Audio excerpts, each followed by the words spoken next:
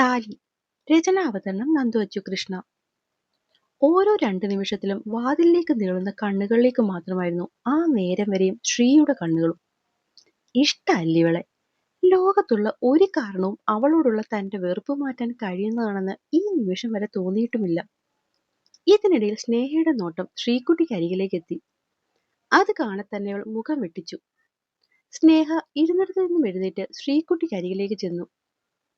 Hi Sahyadri. അവൾ അതിന് മറുപടി പറയാതെ കസേരയിൽ നിന്നും എഴുന്നേറ്റ് പോകാൻ തുടങ്ങി. Is this the manners you learn Sahya? സ്നേഹയുടെ ഒറ്റ ചോദ്യത്തിൽ ശ്രീക്കുട്ടി അടക്കി നിർത്തിയിരുന്ന ദേഷ്യം മുഴുവനും പുറത്തു ചാട്ടി. സോറി. ശ്രീക്കുട്ടി ഒന്ന് തിരിഞ്ഞു നിന്നവളെ ചിറഞ്ഞു നോക്കി. ഒരാൾ ഹായ് പറഞ്ഞാൽ അവരെ ഇൻസൾട്ട് ചെയ്യുന്ന പോലെ എഴുന്നേറ്റ് പോകാനാണോ തന്നെ പഠിപ്പിച്ചതെന്ന്. സ്നേഹ വാക്കുകളിൽ അല്പം കളിയാക്കലൂടെ ചേർത്ത് കസേരയിലേക്ക് പോയി നിവർന്നിരുന്നു. എന്നെ എന്റെ വീട്ടുകാരും അധ്യാപകരും നല്ല ശീലങ്ങൾ തന്നെയാണ് സ്നേഹ പഠിപ്പിച്ചിട്ടുള്ളത്. എന്നിട്ടാണോ?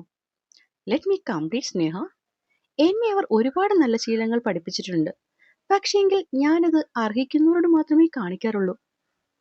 U mean? What you ask? Sree അവളെ നോക്കി ചിരിച്ചുകൊണ്ടാണ് മറുപടി പറഞ്ഞത്. Good habit. പുച്ഛം ആവോളം ഉണ്ടായിരുന്നു അത്. എന്ത് ചെയ്യാനാ, ഇങ്ങനെ ഒരുപാട് നല്ല ഹാബിറ്റ് എനിക്കുണ്ടായിപ്പോയി. പിന്നെ ആ സംസാരം നീട്ടിക്കൊണ്ടുപോകാൻ എന്തോ താല്പര്യമില്ലാതെ അവൾ ഒന്ന് മൂളിക്കൊടുത്തു. മുറിയിലേക്ക് കയറി വന്ന സതി കാണുന്നത് ഒറ്റയ്ക്കിരിക്കുന്ന സ്നേഹയാണ്. ചുറ്റുമൊന്ന് കണ്ണുവായിച്ചു.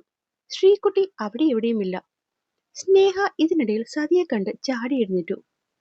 ആന്റി, ശ്രീ നിന്നോട് സംസാരിക്കാമെന്ന് സമ്മതിച്ചിട്ടുണ്ട്. Thanks aunty. Thank you so much. I never expected this help from you aunty. അവൾ പറയാൻ ബാക്കിയെത്തത് ഒരുപോലെ കയറി പറഞ്ഞു.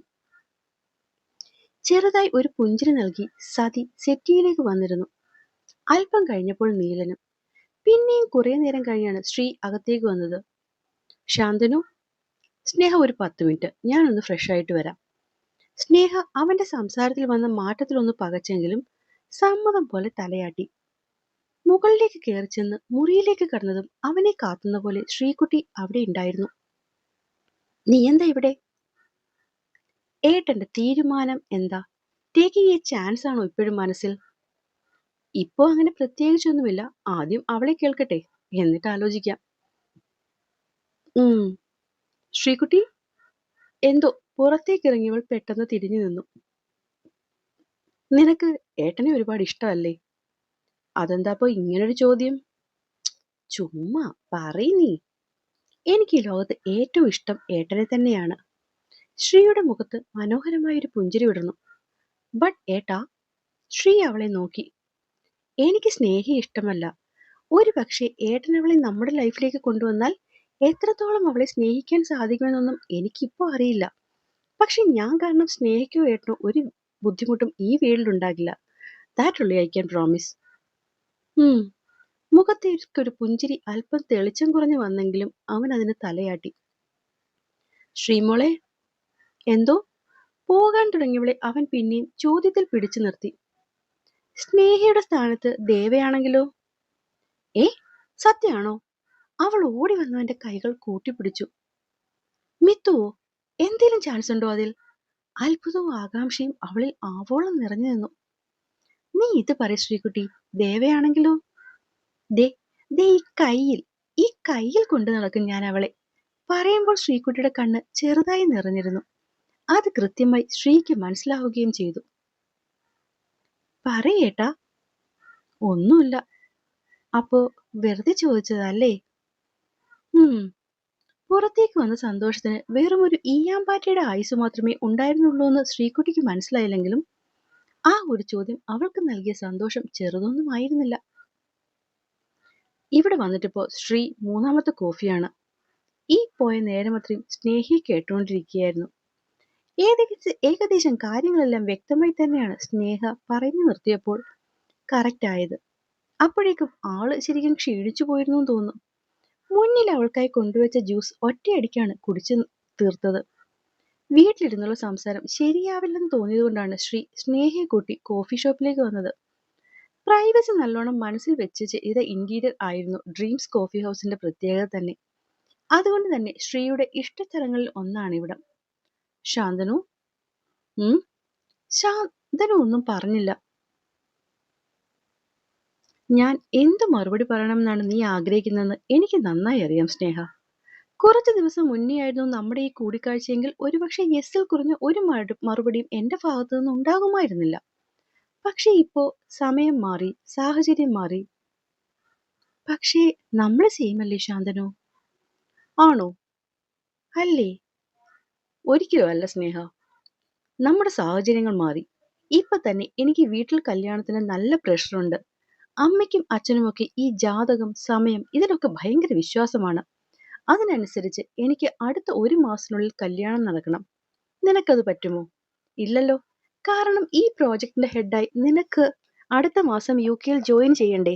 അങ്ങനെയൊക്കെ വെച്ച് നോക്കുമ്പോൾ നമ്മുടെ ഈ റിലേഷൻഷിപ്പിന് ഞാൻ വലിയ ഭാവിയൊന്നും കാണുന്നില്ലടോ.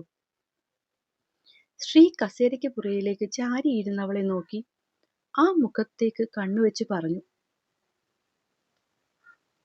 സ്നേഹ അവനെ പകച്ചാണ് നോക്കിയത്. ശാന്തനു, ഈ പ്രോജക്റ്റ് അതെന്റെ ഡ്രീമാണ്. അത് നിനക്കും അറിയാവുന്നതല്ലേ? അറിയാം. അതുകൊണ്ടൊക്കെ തന്നെയാടോ ഞാൻ. അവൻ പിന്നെയും മുഖം താഴ്ത്തി. വേറെ നമ്മുടെ ബ്രേക്കപ്പ് അല്ലാതെ വേറൊരു മാർഗവുമില്ലേ ശാന്തനു? സ്നേഹ അവന്റെ 2 കൈയും കൂട്ടിപ്പിടിച്ച് കസേരയുടെ മുന്നിലേക്ക് കയറിയിരുന്നു. വേറെ എന്ത് വഴിയാണ് സ്നേഹ? അത് പിന്നെ നമുക്ക് ശാന്തനുവിന്റെ അച്ഛനും അമ്മയും പറയും പോലെ കല്യാണം കഴിക്കാം. എന്നിട്ട് ശാന്തനുവിന്റെ നെറ്റിയിൽ വരകളുടെ എണ്ണം കൂടി. എന്നിട്ട് ശാന്തനുവിന് എന്നോടൊപ്പം വന്നൂടെ? നമുക്ക് യുകെയിൽ സെറ്റിൽ ആകാം. ഇവിടത്തെക്കാളും എന്തുകൊണ്ടും ബെറ്റർ ലൈഫും ജോബ് ഓപ്പർച്യൂണിറ്റീസും ഒക്കെ അവിടെയല്ലേ കൂടുതൽ. സോ അതല്ലേ നല്ലത്? വളരെ ആഗ്രഹത്തോടെ അവൾ അവനോട് പറഞ്ഞു. നടക്കില്ല സ്നേഹ. തന്നോട് ഞാൻ ഇതിനു മുമ്പും പറഞ്ഞിട്ടുണ്ട്, എന്റെ പേരൻസിനെ വിട്ട് ഞാൻ എങ്ങോട്ടും വരില്ല എന്ന്.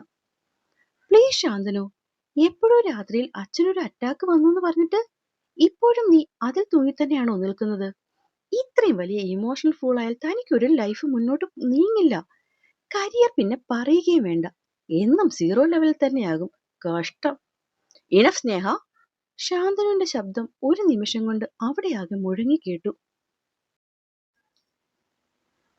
ശാന്തനു, ഹൗ ഡെയർ യു സ്നേഹ? നിനക്ക് എങ്ങനെ തോന്നി എന്റെ ഇമോഷൻസിനെ ചോദ്യം ചെയ്യാൻ? അതെന്റെ കുടുംബമാണ്, എന്റെ അച്ഛനും അമ്മയും. അവർക്കൊരു വയ്യാഴിക വരുമ്പോ ഒപ്പം നിന്നവരെ ചേർത്ത് പിടിക്കാൻ എനിക്ക് കഴിഞ്ഞില്ലേ പിന്നെ ഞാൻ എന്തിനടോ അവരുടെ മകനാണെന്ന് പറഞ്ഞ് ജീവിച്ചിരിക്കുന്നത്? ചുറ്റുപാടുമുള്ള ആളുകളുടെ കണ്ണുകൾ തങ്ങൾക്ക് നേരെയാണെന്ന് കണ്ടുകൊണ്ട് വളരെ പതുക്കെയാണെങ്കിലും അവളെ ചുട്ടുപൊള്ളിക്കുന്ന പോലെ ആഴത്തിൽ മുറിവേൽപ്പിക്കും പോലെയായിരുന്നു വാക്കുകളും ഭാവങ്ങളും അത്രയും. സോറി ശാന്തനു, താൻ ഞാൻ ഞാൻ ഉദ്ദേശിച്ചത് അങ്ങനല്ല. അത് പിന്നെ സ്നേഹ ആകെ ഒരു വെപ്രാളത്തിലായി. ദേഷ്യം മാറ്റാൻ കൊണ്ടുവന്നിട്ട് പിന്നെയും ദേഷ്യം പിടിപ്പിക്കും പോലെ ഓരോന്ന് വന്നു പെടുന്നതിൽ സ്നേഹയ്ക്കും പതർച്ച തോന്നി തുടങ്ങി. മതി സ്നേഹ, ഇനിയൊന്നും എനിക്ക് കേൾക്കണമെന്നില്ല.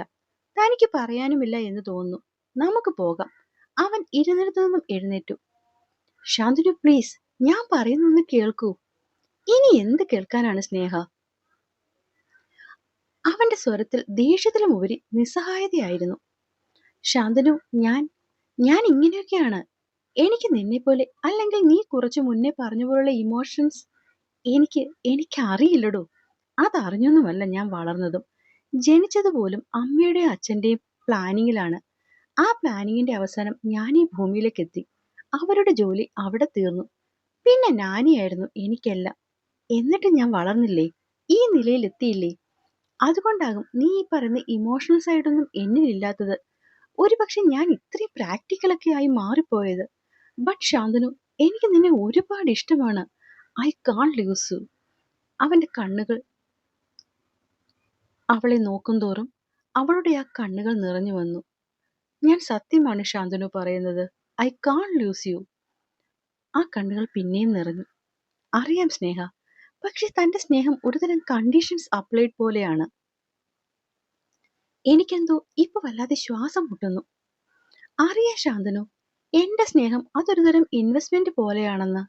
മുടക്കുന്നതിന്റെ ഇരട്ടി കിട്ടണമെന്ന് ഞാൻ വാശി പിടിക്കുന്ന എന്റെ ഇൻവെസ്റ്റ്മെന്റ്. അങ്ങനെ ഞാൻ നിർബന്ധം പിടിക്കുന്നതിൽ ശാന്തനുവിന് എന്നെ തെറ്റു പറയാൻ പറ്റുമോ? ശാന്തനു അവളുടെ ആ മുഖത്തേക്ക് തന്നെ നോക്കിയിരുന്നു. എനിക്കൊരു മറുപടി താ ശാന്തനു. ഞാൻ എന്താ തന്നോട് പറയണ്ടേ? ലോജിക്കലി നീ ശരിയാവും സ്നേഹ. പക്ഷേ പക്ഷേ അവളും അതിൽ നിർത്തി ശാന്തനുവിന് എന്നെ അല്ലേ? ആണെടോ. സത്യാണോ? അവളുടെ മുഖം തെളിഞ്ഞു. അപ്പോ പ്രശ്നമൊക്കെ തീർന്നോ? വിടർന്ന കണ്ണുകളോടെ അവന്റെ കൈക്ക് മുകളിൽ അവൾ കൈയമർത്തി അവനെ നോക്കിക്കൊണ്ട് ചോദിച്ചു. നമുക്കിടയിലുള്ള പ്രശ്നങ്ങളൊക്കെ തീർന്നു എന്ന് നിനക്ക് തോന്നുന്നുണ്ടോ? ഇല്ലേ? അവളുടെ കണ്ണൊന്ന് ചുരുങ്ങി. ഇല്ല സ്നേഹ, മറിച്ച് തുടങ്ങിയിട്ടേയുള്ളൂ. മിഴികളിൽ ചോദ്യം നിറച്ച് സ്നേഹ അവനെ തന്നെ നോക്കിയിരുന്നു. ഞാൻ പറയുന്നത് നിനക്ക് മനസ്സിലാകുമെന്നുള്ള വിശ്വാസത്തിലാണ് സ്നേഹ ഞാൻ സംസാരിക്കുന്നത്. അവൻ അവളുടെ കണ്ണിലേക്ക് നോക്കി സംസാരിക്കാൻ തുടങ്ങി. സ്നേഹ, ഞാൻ നിന്നെ പരിചയപ്പെടുമ്പോഴും സ്നേഹിക്കുമ്പോഴും ഒക്കെ നീ ഇങ്ങനെ തന്നെയായിരുന്നു. വളരെയധികം അംബീഷ്യസ്. അതറിഞ്ഞു തന്നെയാണ് ഞാൻ നിന്നെ സ്നേഹിച്ചതും. പിന്നെന്താ ഷാദുനു ഇപ്പൊ പ്രശ്നം? ഇപ്പൊ പ്രശ്നം മറ്റൊന്നുമല്ല സ്നേഹ. നിന്റെ സ്നേഹം തന്നെയാണ് പ്രശ്നം. എന്റെ സ്നേഹമോ? യെസ്. നിനക്ക് എന്നെയും ഇഷ്ടമാണ്, നിന്റെ ജോബും ഇഷ്ടമാണ്. കാലം മുന്നോട്ട് പോകുമ്പോൾ നിനക്ക് മുന്നിലേക്ക് ഈ പറഞ്ഞതിലൊരു ചോയ്സ് വന്നാൽ നീ ഏതാകും സ്നേഹ തിരഞ്ഞെടുക്കുക? അത് അത് പിന്നെ നിന്റെ ജോബ്, റൈറ്റ്? അവൾ അവനെ ചെറിയൊരു ഞെട്ടലോടെ നോക്കിയിരുന്നു. ഞാൻ നിന്നെ കുറ്റം പറയുന്നതല്ല സ്നേഹ. ഈ ലോകത്ത് കുടുംബം ജീവിതത്തോടൊപ്പം ജോലി ചെയ്യുന്ന ആദ്യത്തെ ഭാര്യ നീയല്ലെന്നും എനിക്കറിയാം. പക്ഷെ അവരൊക്കെ ചെയ്യുന്ന ഒരു കാര്യം ചെയ്യുന്നതിൽ പലപ്പോഴും നീ തോറ്റുപോകും. എന്താണെന്നറിയാമോ? ഇല്ല. കോംപ്രമൈസ്. ശാന്തനു, ഞാനും കോംപ്രമൈസ് ചെയ്യാൻ തയ്യാറാണ്. അവള് പെട്ടെന്ന് ചാടിക്കേറി പറഞ്ഞു. അറിയാം. പക്ഷെ നിന്റെ ആ കോംപ്രമൈസ് എന്നും കുടുംബമാകും, ഈ ഞാനാകും. ശ്രീ അവളെ നോക്കി നിസ്സംഗതയോടെ പുഞ്ചിരിച്ചു. അങ്ങനെ അങ്ങനെയല്ല ശാന്തനു. എന്റെ ജോബിനെ ഞാൻ എത്രത്തോളം സ്നേഹിക്കുന്നോ അത്രയും ഞാനിന്ന് നിന്നെയും സ്നേഹിക്കുന്നുണ്ട്. നിന്നെ നഷ്ടപ്പെടുത്തി നേടുന്ന ഒന്നും തന്നെ എനിക്ക് വರ್ತല്ല ശാന്തനു. ഈ ബ്രേക്കപ്പ് എന്ന ചിന്ത മാറ്റി നീ എന്നെ ഒന്ന് മനസ്സിലാക്കാൻ ശ്രമിക്ക്. സാധാരണ എല്ലാ വർക്കിംഗ് കപ്പിൾസിനെ പോലെ നമ്മളും അഡ്ജസ്റ്റ് ആയി പോവും. സ്നേഹ, പ്ലീസ് ശാന്തനു, നമുക്കൊന്നുകൂടെ ആലോചിക്കാം. പെട്ടെന്ന് നീ ഒരു ഡിസിഷനിലോട്ട് എത്തല്ലേ. കൂടുതലൊന്നും പറയാതെ അവൻ ആ സംസാരം അവിടെ നിർത്തി. തിരിച്ച് വീട്ടിലേക്ക് വരുമ്പോൾ എല്ലാവരുടെയും മുഖത്തൊരു ചോദ്യഭാവം പ്രതീക്ഷിച്ചിരുന്നെങ്കിലും ആരും ഒരു വാക്കുപോലും ചോദിക്കാത്തത് സ്നേഹയ്ക്ക് അത്ഭുതമായി തോന്നി. ഒരുപക്ഷെ താൻ പോയതിനു ശേഷം വിശദമായി ചോദിക്കാനായിരിക്കും അവർ മാറ്റിയത് വെച്ചേക്കുന്നതെന്ന് കരുതി അവൾ അതിനെ അതിന്റെ വഴിക്ക് തന്നെ വിട്ടു. അപ്പോൾ കഥ ഇഷ്ടമാകുന്നുണ്ടെങ്കിൽ എല്ലാവരും സബ്സ്ക്രൈബ് ചെയ്ത് സപ്പോർട്ട് ചെയ്യാൻ മറക്കല്ലേ. നന്ദി.